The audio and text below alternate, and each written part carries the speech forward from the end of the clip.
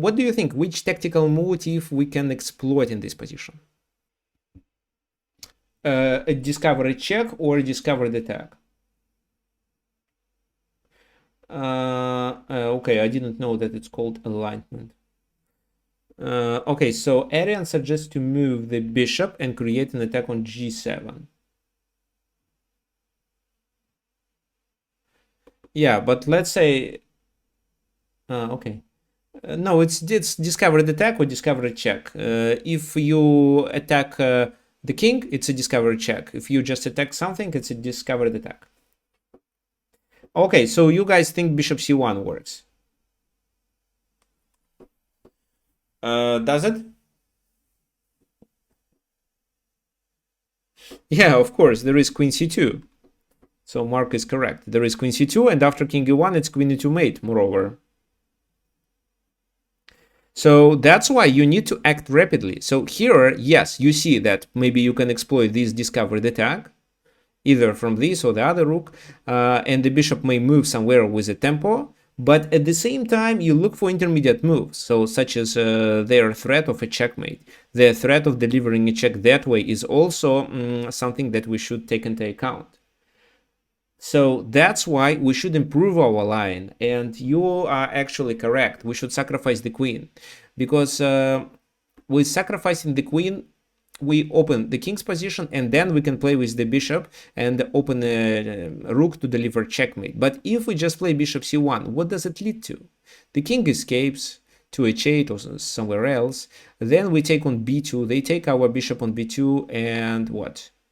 We are down a pawn? Oh, no, I don't want this outcome. It's still losing. Maybe there is a better way to play. No, okay, the line I'm talking about was this. So the king escapes, bishop b2, rook b2, and it's not a winning position. I think white is very close to a loss. Okay, and well, let's say this is your first move, and now you need to find the final position. So here Mark suggested bishop h4, Peter suggested bishop f4, bishop h6 also is a candidate. Okay, so what you are doing, you are solving a puzzle. You found the first move, it's queen g7. That's right, because what else? And then you are calculating, okay, this doesn't work, this doesn't work. Okay, so, but you can do yourself a favor if you visualize what you need to reach finally. What do you need to reach? Once you move the bishop, doesn't matter where. Let's say you just move the bishop somewhere and the attack of the rook opens. Where does the king go? The king goes to h6. h8 is the second option, f7 is an option, and maybe f6. It depends on where we move the bishop. But let's stop at these three for now, and then decide what we should do in all these cases. So, for example, if the king goes to h6 and the g file is open, what should we do? Rook h3, yes, Ignacio is correct. Then it's, yeah, rook h3. The rook is on h3, delivers a letter mate. If the king goes to f7, so the king is here. Wait, what was your bishop move after? There was no bishop move. I just like drag and drop. So no, I just only removed the bishop, because I'm trying to teach you to visualize the position. We are not here just to calculate. We are trying to visualize the final position, and then based on it, we will make a decision where to move the bishop. So I didn't move the bishop, I just removed it from the board, temporarily. So okay. I opened the G file. Let's say now the king goes to f7. Okay, then, yes, if the king goes to f7, there is a bishop h5 check. Bishop h5 check, and if we want it to be checkmate, then we should make sure that these squares are covered. Let me mark it with a different color. So that actually tells us that the bishop should go on the h4 d8 diagonal. So to be able to cover. Then bishop h5 works. But we didn't calculate the main line. So when the king, after a bishop move, goes to h8, how are we going to defeat black in that case? Well, with a move like bishop to h4, you could play rook to g8, check, rook takes g8, bishop to f6. Yeah, Check. but then rook g7. Bishop takes g7, rook to g8. King to g8, And then the bishop retreats. Where? Or like bishop takes e4 maybe, and then take the queen. Yes, and this time you capture a knight and the queen, so you will be a piece up.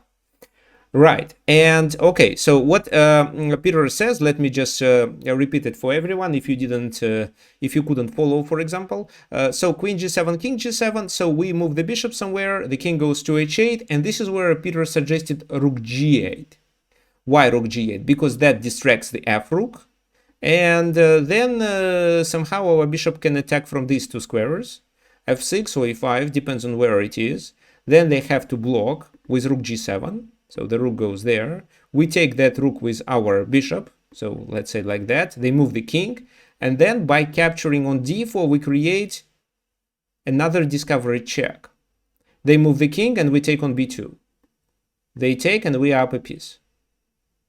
You got to be careful though, because there's a potential check on b1 which could grab your rook on g1, right? Yeah, but it's your turn, so just moving the king up saves it.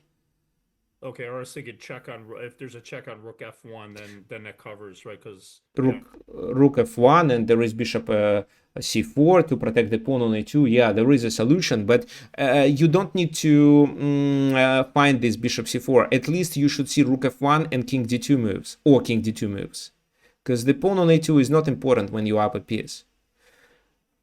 However, you can save everything. So, okay, now what does it tell you? Well, we visualized the winning scenarios in all three cases when the king goes to h6, f7, and h8, where we finally need to move our bishop. Okay, that's right. That's right, guys. Yeah, not to h4 because it blocks the h file. h6. No, h6 doesn't work because then the king escapes to e7. So that only square is d8. Let me show you. So queen g7, king g7, and well, this move fails because then it's not a checkmate. Bishop h6 fails because the king goes that way, and then bishop h5 is not a checkmate and they escape further, even if we use our rook. So, well, bishop h6, well, taken is a blunder, of course, but escaping with the king to f7 works. And not to e7, because after king f7, bishop h5 doesn't win, they just take there. So that's why it should be bishop d8. We are still on this diagonal, and we cover these two squares, and we do not close the h file. So this, checkmate. This, bishop h5 is checkmate. This, then we win material. So the king moves to the f file, you take there, and in this position you should save the rook. So rook f1, king d2. Well, rook f1 is better, the king moves, and then bishop c4, and you are even threatening to trap the rook. So this check makes no sense. It leads to a rook trade. In the king to f7 situation, go back to that. How about rook to g7 check? Oh, you can go to e8. Yeah, he can go to e8. Oh, and then rook to e7, he can just take the bishop. So yeah. Okay, so it has to be with the bishop on. Yeah, and if you bring the bishop there, it still fails. Because what? And king d7, you have a discovered attack, but now he escapes. So your maximum is to take the queen, but it's not enough for this position. So bishop a3, king there, bishop b2, then you are down a pawn, and the king is weak, and if you do like that, you lose a rook. So no, rook g7 doesn't work. So bishop h5 is the key move, but there shouldn't be e7 bishop. Okay.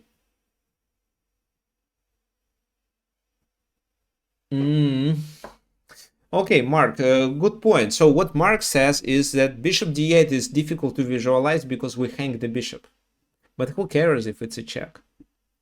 And you guys can find such a move if you visualize the final outcome. So here, your task was to visualize what happens in case if king goes there, there, or there, which wasn't a difficult task. And then, based on which position you want to reach, in case of these three king's moves, then you decide where you should have your bishop, on which exact square. Okay, fine, let's continue, because we have the games today.